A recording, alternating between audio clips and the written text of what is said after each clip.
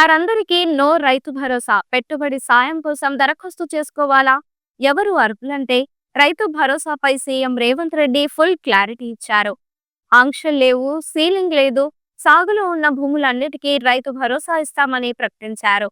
ఈ నెల 26 నుంచి రైతు భరోసా అమలు చేయనుంది తెలంగాణ ప్రభుత్వం. భూమి లేని వ్యవసాయ కుటుంబాలకు ఇందిరమ్మ ఆత్మీయ భరోసా కింద 12,000 రూపాయలు ఇస్తామని ప్రకటించింది. రైతు భరోసాపై ఊహాగానాలకు తెరదించారు తెలంగాణ ముఖ్యమంత్రి రేవంత్ రెడ్డి.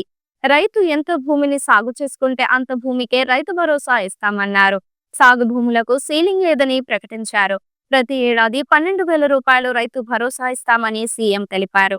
గత ప్రభుత్వం రైతు బంధు పథకం కింద ఏడాదికి ఎకరాకు 10,000 రూపాయలిస్తే తాము 12,000 రూపాయలు ఇస్తామని తెలిపారు. ఈ 12,000 రూపాయలను 2 విడతల్లో 6,000 చొప్పున రైతులకు అందించనున్నారు.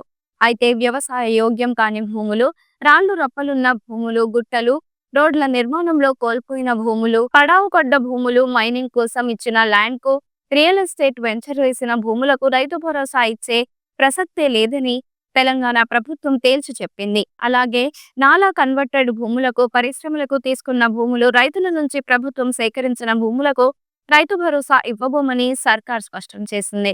రైతు భరోసా ఏ భూములకు రాదో వివరించేందుకు రెవెన్యూ అధికారులు గ్రామ సభలు నిర్వహిస్తారని, దీని గురించి ఆందోళన అక్కర్లేదని ముఖ్యమంత్రి తెలిపారు. దరఖాస్తులు లేకుండానే రైతు భరోసా అందించేందుకు మంత్రివర్గం నిర్ణయించింది.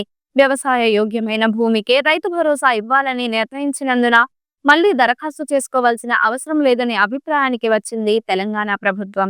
ఇందిరమ్మ ఆత్మీయ భరోసా పథకం కింద భూమి లేని వ్యవసాయ కుటుంబాలకు రైతు భరోసా అమలు చేస్తామని ముఖ్యమంత్రి రేవంత్ రెడ్డి తెలిపారు.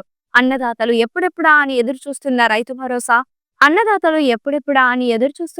భరోసా ఈ నెల నుంచే అమలు కానుంది. ఈ నెల 26 నుంచి రైతు భరోసాతో పాటు ఇందిరమ్మ ఆత్మీయ భరోసా పథకం అమలు చేస్తామని ప్రకటించింది తెలంగాణ ప్రభుత్వం. ఈ వీడియో మీకు నచ్చినట్లయితే లైక్ చేయండి. మరికొన్ని లేటెస్ట్ న్యూస్ కోసం వెంటనే మన ఛానల్ ను సబ్స్క్రైబ్ చేయండి. ఈ వీడియోపై మీ అభిప్రాయాన్ని కామెంట్ రూపంలో తెలియజేయండి.